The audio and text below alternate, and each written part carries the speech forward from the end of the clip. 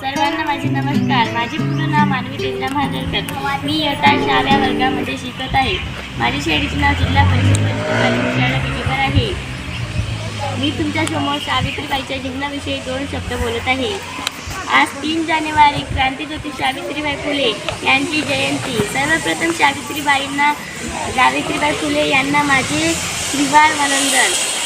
सावित्रीबाई ज्योतिबा फुले या भारताच्या पहिल्या महिला शिक्षिका होत्या.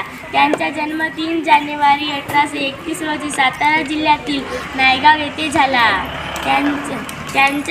त्यांच्या वडिलांचे नाव खंडोजी नेसवे पाटील व आईचे नाव लक्ष्मीबाई असे होते. वयाच्या 90व्या वर्षी त्यांचा विवाह थोर समाजसुधारक ज्योतिबा फुले यांच्याशी झाला.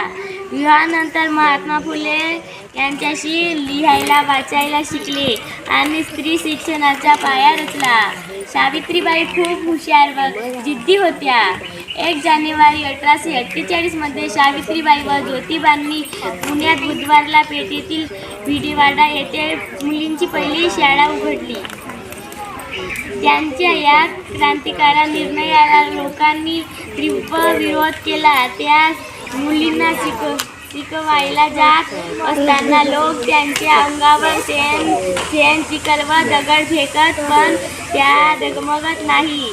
त्यांनी खंबीरपणे या सगळ्याला तोंड दिले. धन्यवाद.